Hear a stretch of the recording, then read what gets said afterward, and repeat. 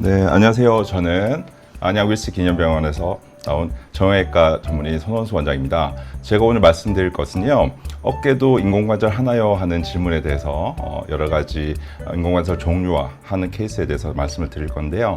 우리가 보통 인공관절을 얘기하면 슬개관절, 무릎관절이랑 고관절, 에 대해서 많이 우리가 알고 있고 많이 듣고 있잖아요. 근데 어깨도 우리가 인공관절을 하는 경우가 있고 그런 경우는 어떤 경우인지, 그리고 그럴 때는 어떻게 해야 되고 치료를 하는지 거기에 대해서 설명을 드리겠습니다. 네, 그러면 우리가 들어가서 어깨도 인공관절 하나요? 라는 질문의 답변은 네, 어깨도 인공관절을 하게 됩니다. 그러면 다 하는 건 아니지만 꼭 필요한 경우에 우리가 하게 되는데, 그러한 경우에 대해서 우리가 확인을 한번 해보겠습니다. 어깨 인공관절은 어떻게 생겼는지 보면 우리가 이 자료를 이렇게 보여드렸는데요. 지금 여기는 제일 왼쪽 좌측 화면을 보면 이렇게 상완골두가 문제가 생겼을 때 이 상완골, 이게 어깨뼈 동그란 모양 그대로 하고 그걸 지지하기 위해서 이렇게 뼈 속으로 이렇게 스템이 들어가는 이런 모양을 기본으로 하고 있고요. 그래서 이 골두가 상완골두가 무너지거나 어떤 문제가 생겼을 때 대체를 하게 되는 겁니다. 이거를 받쳐지는 관절와 이제 골두가 있고 이렇게 뼈가 이렇게 있으면 그 받쳐지는 관절와는 그대로 두고 상완 골두만 바꿔주는 거를, 요 관절와에 대해서 상완 골두만 바꿔주는 거를 이게 이 경관절, 인공관절 반치환술이라고 부르고 지금 이 화면이 되겠습니다. 또 다음 타입으로는 우리가 상완 골두도 바꿔주면서 받쳐지는 관절와라는 부위도 같이 교정을 하게 되는 건데요. 관절와를 이렇게 플라스틱 베어링 같은 이제 폴리에틸렌을 이용해서 이렇게 관절와를 만들어 가지고 이 상완 골두가 받쳐지는 그런 것까지 같이 둘 다 교정을 하는 경우에는 우리가 경관절, 인공관절, 전치환술, 이 왼쪽에 보이는 거는 우리가 반틈만 한다 그래서 반치환술이라고 부르고, 양쪽으로 같이 다 치환하는 경우를 이제 전치환술이라고 부르게 되고요.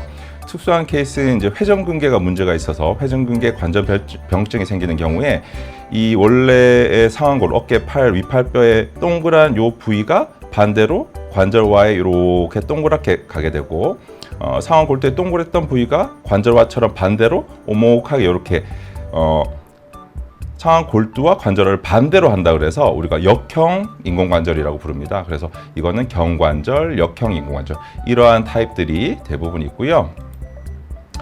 어깨 관절을 우리가 인공관절을 이해하기 위해서는 어깨 관절이 어떻게 생겼는지 우리가 봐야 되는데, 어깨 관절은 이렇게 위팔뼈가 있고 받쳐지는 관절와 이게 견갑골이 이렇게 있게 됩니다. 이 모양 자체는 골두가 이렇게 큽니다. 상완골두가 크고 받쳐지는 뼈 부분은 작아요.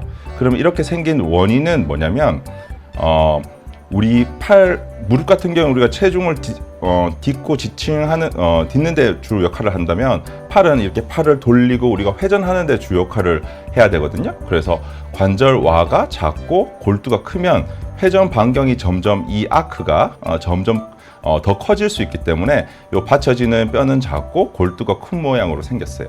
근데 이렇게 생긴 모양의 장점이 있는 대신에 단점으로는 이 관절과 받쳐주는 부분이 이제 안정성이 적기 때문에 뼈의 안정성을 이렇게 받쳐지는 오목한 모양, 볼록한 모양이 잘 맞춰져 있고, 또 한 가지 더 팔을 돌리는 회전근개, 그리고 회전근개라는 이 근육이 상완골두 위쪽, 앞쪽, 뒤쪽 이렇게 골두 모양을 이렇게 감싸고 있게 되는데, 그 감싸는 모양이 근육이 안쪽으로 이렇게 당기는 힘을 작용하게 됩니다.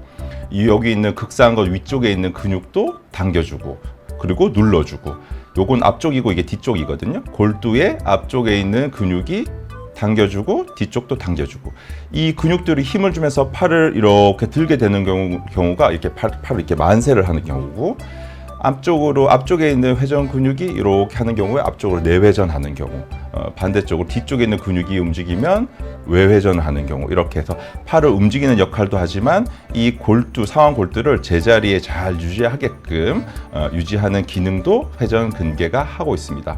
그래서 이러한 구조물들이 잘 기능적으로 움직이고 기능을 했을 때 팔을 우리가 편안하게 회전하고 통증도 없이 기능을 잘 하게 되는데요. 이러한 구조물들이 손상이 되거나 많이 망가져 있는 경우에 우리가 인공관절을 시행하게 되는 경우가 있습니다. 그러면 우리가 이런 질환들이 여러 가지가 있을 때 어떤 경우에 이제 인공관절을 하는지를 알아보면 대표적인 질환으로 우리가 퇴행성 관절염, 그리고 상완골두 괴사증, 회전근개 관절병증, 류마티스 관절염, 외상후 관절염, 그리고 심한 근위, 이제 위팔뼈에 분쇄골절이 있을 때 하게 되는데요.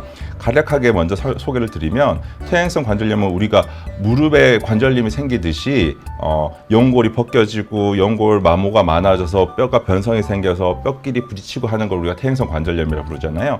그런 것도 똑같이 어깨도 같이 생길 수가 있고, 그 대표적인 질환이 이제 퇴행성 관절염이라고 부를 수 있고, 골두괴사증이라는 건 우리가 고관절을 제일 많이 보게 됩니다. 그래서 고관절에 대퇴골두괴사가 생겨서 인공관절을 하는 경우를 많이 얘기를 들으셨을 텐데, 상완골두라고 해서 위팔뼈도 그 받쳐지는 골두가 괴사되는 경우가 있거든요. 그런 경우에도 인공관절을 할 수 있게 되고, 또 앞서 얘기 드렸던 회전 근육이 앞뒤 위아래로 잘 감싸면서 골두를 잘 유지해야 되는데, 그 경우가 파손이 되고 기능적으로 문제가 생기면 관절염이 또 생기거든요.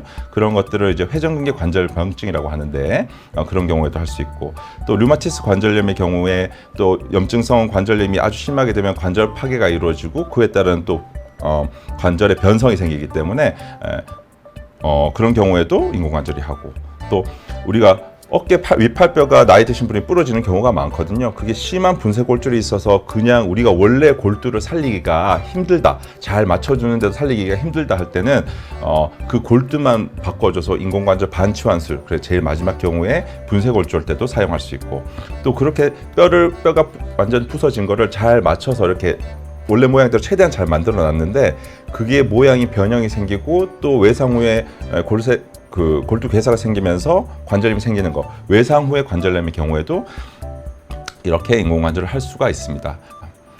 우리가 경관절 인공관절을 하면 안 되는 경우도 있는데요. 프레일 숄더라고 해서 쉽게 얘기하면은 팔 이쪽 편이 그냥 다 마비가 있는 거예요. 편마비가 있어서 어떤 근육들의 기능들이 다 떨어지게 되는데, 떨어지면 이제 그 근육들의 기능이 없는 상태에서 관절을 움직이는 근육이 없으면 인공관절을 하더라도 움직일 수가 없잖아요. 그러면 기능을 회복할 수 없기 때문에 프레일 숄더나 신경부양성 관절염처럼 마비가 되거나 문제가 있는 경우에도 바로 인공관절을 하기는 힘들고요. 또 세균성 관절염, 이제 어깨 관절에 어떤 세균이 생겨서 감염이 생기고 그게 치료가 아직 안 됐을 때 그 세균을 먼저 치료한 다음에 이제 그게 관절염이 아주 진행된 경우에는 가능하지만, 바로 급성 세균성 관절염의 경우에는 그 세균에 대한 치료를 먼저 하게 됩니다. 또 이런 신경마비의 경우 말고도 밖에 있는 삼각근이나 회전근개 기능이 동시에 없어지는 경우도 있거든요. 그런 경우에도 인공관절을 할 때 효과적인 기능을 회복하기가 힘들기 때문에 그런 경우에는 이제 인공관절을 할 수는 없는 상태가 됩니다. 우리가 인공관절을 하는 목적은 제일 중요한 거는 이제 통증이 없어져야 되잖아요. 그래서 통증을 제거하고 관절 기능을 회복하기 위한 건데, 그래서 원래 앞서 보여드렸던 움직이는 구조를 원래대로 잘 최대한 만들어주는 것, 그로 인해서 우리가 원래 움직이는 역학관계를 그대로 유지하고 기능을 회복시켜서 최대한 원래 상태에 가깝게 그리고 기능적으로 활동할 수 있게끔 만드는 걸 우리가 인공관절의 목적이라고 할 수 있겠습니다. 그를 위해서 우리가 생각해야 되는 게, 통증이 실제로 이 관절염이나 우리가 정확한 진단을 통해서 그 원인이 그대로 이 환자가 생기는 통증의 원인인지를 파악을 먼저 잘 해야 되겠죠. 그리고 그런 진단이 됐으면 그 질환에 대한 질병이 어느 정도 이제 진행이 됐는가라는 걸로 확인을 우리가 해야 되고요.